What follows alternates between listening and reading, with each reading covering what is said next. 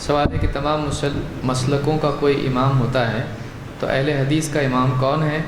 باقی امام کی تقلید کرنا ضروری ہے یا نہیں؟ شیخ عبید الرحمن جان۔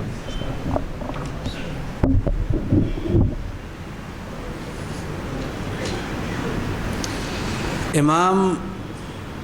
ہر مسلک کا ہے، اہل حدیثوں کا بھی الحمدللہ امام ہے، اور وہ امام وہ ہیں جنہیں امام الانبیاء کہتے ہیں۔ تمام انبیاء کے سردار ہیں جناب محمد رسول اللہ صلی اللہ علیہ وآلہ وسلم۔ اگر امام ہی کی بات ہے تو آپ کی امامت پر کوئی شبہ نہیں ہے، کسی بھی مسلمان کو کوئی شک نہیں ہے۔ آپ نے تمام انبیاء کی امامت کرائی ہے، اس پر بھی شبہ نہیں ہے۔ تو آپ نہ صرف اس امتیوں کے سارے لوگوں کے امام ہیں بلکہ سارے انبیاء کے بھی آپ امام ہیں اور سید الانبیاء ہیں۔ اس لیے اہل حدیثوں کے حوالے سے یہ بات بالکل واضح ہے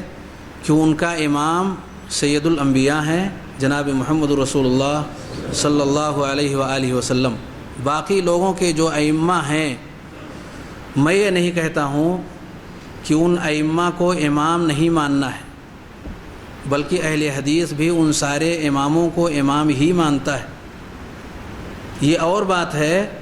کہ اہل حدیث ان اماموں کو امام الانبیاء نہیں مانتا،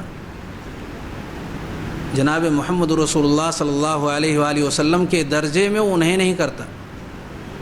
بلکہ انہیں انہی کے درجے میں رکھتے ہوئے ان کے علم سے استفادہ کرنے کا قائل ہے۔ تمام جتنے بھی اہل حدیث ہیں،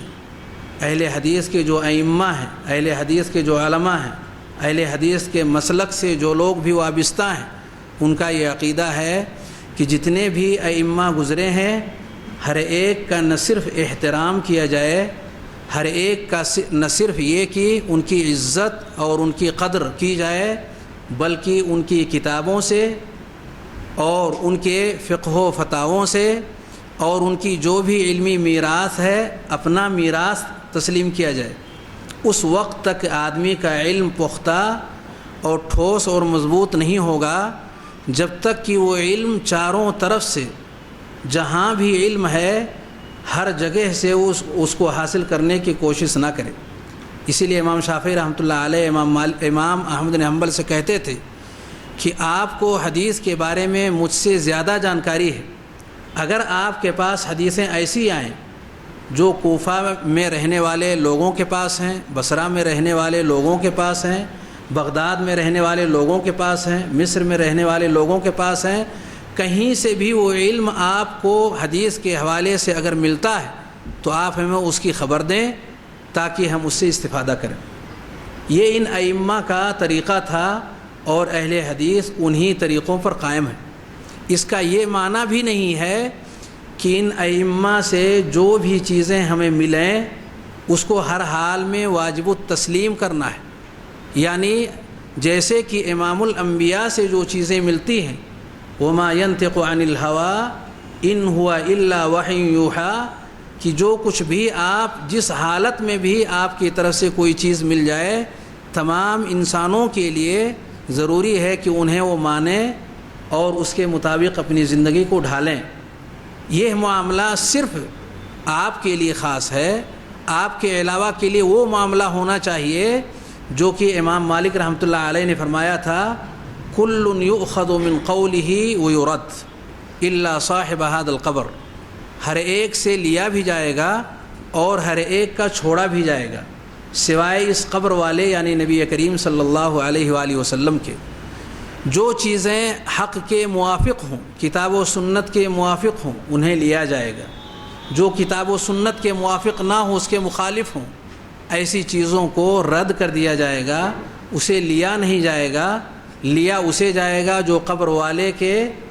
جو نبی کریم صلی اللہ علیہ وآلہ وسلم کی طرف سے چیزیں آ رہی ہیں جو کتاب و سنت کے موافق ہیں۔ یہی پیغام ہے اہل حدیث کا ہر زمانے کے اندر، اور آج کے دور میں بھی وہی پیغام ہے کہ اگر کوئی شخص یہ چاہتا ہے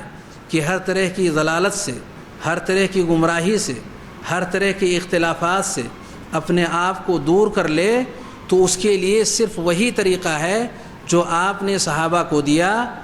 کہ اگر نجات پانا چاہتے ہیں تو ما انا علیہ و اصحابی پر اکٹھے ہو جائیں، یعنی جو نبی کریم صلی اللہ علیہ وسلم نے اختیار کیا اور جس پر آپ کے صحابہ چلے، اور ساتھ ہی ساتھ جہاں ہمیں یہ اختیار کرنے کی طرف ابھارا گیا وہیں اس کے ساتھ ساتھ ہمیں اس بات کی طرف بھی دھیان دینا ہوگا کہ ہر طرح کی بدعتوں سے انسان کو دور رہنا ہوگا، تب جا کر کے وہ نبی کریم صلی اللہ علیہ وسلم کی صحیح اور سچی اتباع کرنے میں کامیاب ہو سکے گا۔